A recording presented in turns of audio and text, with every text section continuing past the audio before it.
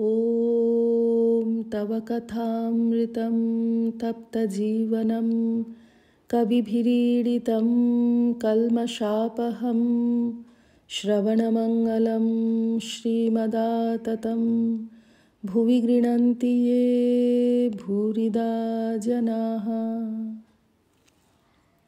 কাশীপুর বাগানে ভক্ত সঙ্গে ঠাকুর শ্রী রামকৃষ্ণ 1886 23 এপ্রিল। হীরানন্দ এইবার বিদায় গ্রহণ করিবেন। তিনি 2-1 দিন কলিকাতায় থাকিয়া আবার সিন্ধু দেশে গমন করিবেন। সেখানে তাহার কাজ আছে। 2খানি সংবাদপত্রের তিনি সম্পাদক। 1884 খ্রিস্টাব্দ হইতে 4 বৎসর ধরিয়া ওই কার্য করিয়াছিলেন। সংবাদপত্রের নাম সিন্ধ টাইমস এবং সিন্ধ সুধার। হীরানন্দ 1883 খ্রিস্টাব্দে বিএ উপাধি পাইয়াছিলেন। হীরানন্দ সিন্ধুবাসী, কলিকাতায় পড়াশোনা করিয়াছিলেন। শ্রীযুক্ত কেশব সেনকে সর্বদা দর্শন ও তাহার সহিত সর্বদা আলাপ করিতেন। ঠাকুর শ্রী রামকৃষ্ণের কাছে কালীবাড়িতে মাঝে মাঝে আসিয়া থাকিতেন। শ্রী রামকৃষ্ণ হীরানন্দের প্রতি, সেখানে নাইবা গেলে?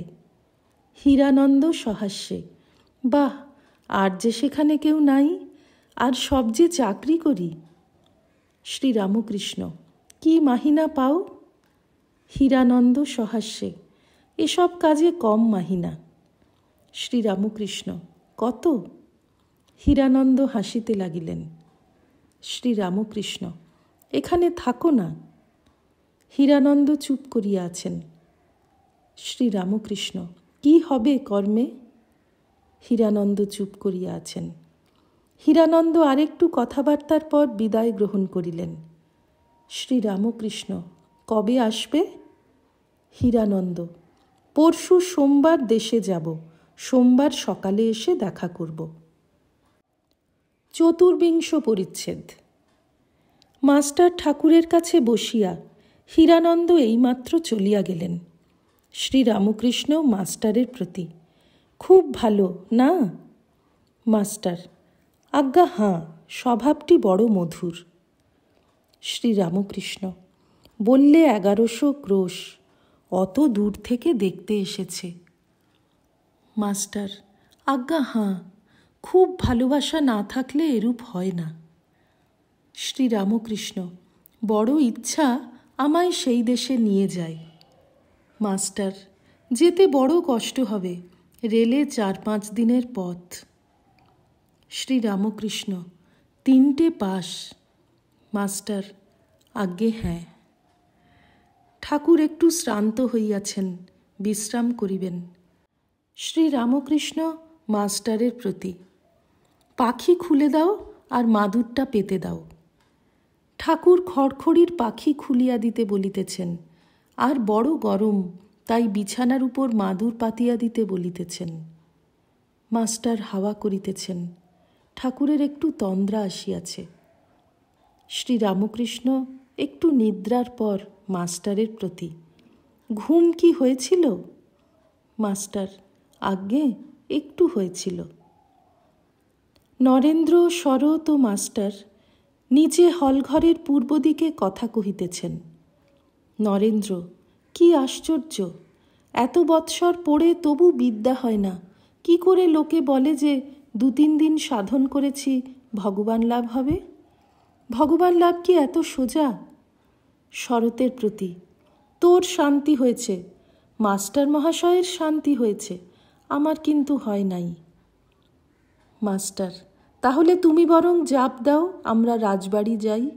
না হয় আমরা রাজবাড়ি যাই আর তুমি জাপ দাও। সকলের হাস্য।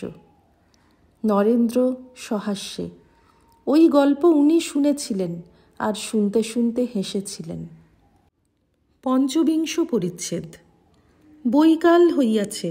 উপরের হলঘরে অনেকগুলি ভক্ত বসিয়া আছেন। নরেন্দ্র, শরৎ, শশী, লাটু, নিত্যগোপাল, কেদার, গিরিশ, রাম, মাস্টার, সুরেশ অনেকেই আছেন। সকলের অগ্রে নিত্যগোপাল আসিয়াছেন ও ঠাকুরকে দেখিবা মাত্র তাহার চরণে মস্তক দিয়া বন্দনা করিয়াছেন। উপবেশনানন্তর নিত্যগোপাল বালকের ন্যায় বলিতেছেন, কেদারবাবু এসেছে। কেদার অনেক দিন পরে ঠাকুরকে দেখিতে আসিয়াছিলেন। তিনি বিষয়কর্ম উপলক্ষে ঢাকায় ছিলেন। সেখানে ঠাকুরের অসুখের কথা শুনিয়া আসিয়াছেন। কেদার ঘরে প্রবেশ করিয়াই ঠাকুরের ভক্ত সম্ভাষণ দেখিতেছেন। কেদার ঠাকুরের পদধূলি নিজে মস্তকে গ্রহণ করিলেন ও আনন্দে সেই ধূলি লইয়া সকলকে বিতরণ করিতেছেন।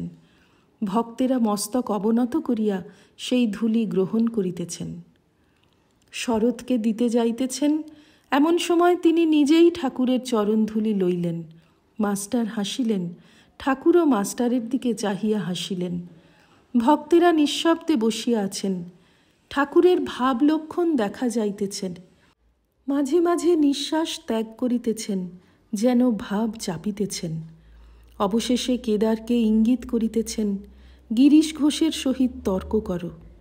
গিরিশ কান নাক মলিতেছেন আর বলিতেছেন, মহাশয়, নাক কান মলছি, আগে জানতাম না আপনি কে, তখন তর্ক করেছি, সে এক। ঠাকুরের হাস্য। শ্রীরামকৃষ্ণ নরেন্দ্রের প্রতি অঙ্গুলি নির্দেশ করিয়া কেদারকে দেখাইতেছেন ও বলিতেছেন, সব ত্যাগ করেছে। ভক্তদের প্রতি কেদার নরেন্দ্রকে বলেছিল, এখন তর্ক করো, বিচার করো, কিন্তু শেষে হরিনামে গড়াগড়ি দিতে হবে। নরেন্দ্রের প্রতি কেদারের পায়ের ধুলা নাও। কেদার নরেন্দ্রকে, ওর পায়ের ধুলা নাও, তাহলেই হবে। সুরেন্দ্র ভক্তদের পশ্চাতে বসিয়া আছেন। ঠাকুর শ্রীরামকৃষ্ণ ঈষৎ হাস্য করিয়া তাহার দিকে তাকাইলেন।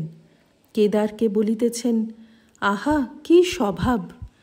কেদার ঠাকুরের ইঙ্গিত বুঝিয়া সুরেন্দ্রের দিকে অগ্রসর হইয়া বসিলেন। সুরেন্দ্র একটু অভিমানী। ভক্তেরা কেহ কেহ বাগানের খরচের জন্য বাহিরের ভক্তদের কাছে অর্থ সংগ্রহ করিতে গিয়াছিলেন, তাই বড় অভিমান হইয়াছে। সুরেন্দ্র বাগানের অধিকাংশ খরচ দেন। সুরেন্দ্র কেদারের প্রতি, অত সাধুদের কাছে কি আমি বসতে পারি? আবার কেউ কেউ কয়েকদিন হইল সন্ন্যাসীর বেশে বুদ্ধগয়া দর্শন করিতে গিয়াছিলেন, বড় বড় সাধু দেখতে। ঠাকুর শ্রীরামকৃষ্ণ সুরেন্দ্রকে ঠান্ডা করিতেছেন, বলছেন, হাঁ, ওরা ছেলে মানুষ, ভালো বুঝতে পারে না। সুরেন্দ্র কেদারের প্রতি, গুরুদেব কি জানেন না কার কি ভাব? উনি টাকাতে তুষ্ট নন, উনি ভাব নিয়ে তুষ্ট। ঠাকুর মাথা নাড়িয়া সুরেন্দ্রের কথায় সায় দিতেছেন। ভাব নিয়ে তুষ্ট, এই কথা শুনিয়া কেদারও আনন্দ প্রকাশ করিতেছেন। ভক্তেরা খাবার আনিয়াছেন ও ঠাকুরের সামনে রাখিয়াছেন। ঠাকুর জিহ্বাতে কণিকা মাত্র ঠেকাইলেন। সুরেন্দ্রের হাতে প্রসাদ দিতে বলিলেন ও অন্য সকলকে দিতে বলিলেন। সুরেন্দ্র নিচে গেলেন, নিচে প্রসাদ বিতরণ হইবে। শ্রীরামকৃষ্ণ কেদারের প্রতি, তুমি বুঝিয়ে দিও, যাও একবার, বকাবকি করতে মানা করো। মণি হাওয়া করিতেছেন। ঠাকুর বলিলেন, তুমি খাবে না? মণিকেও নিচে প্রসাদ পাইতে পাঠাইলেন। সন্ধ্যা হয় হয়। গিরিশ ও শ্রীম পুকুর ধারে বেড়াইতেছেন।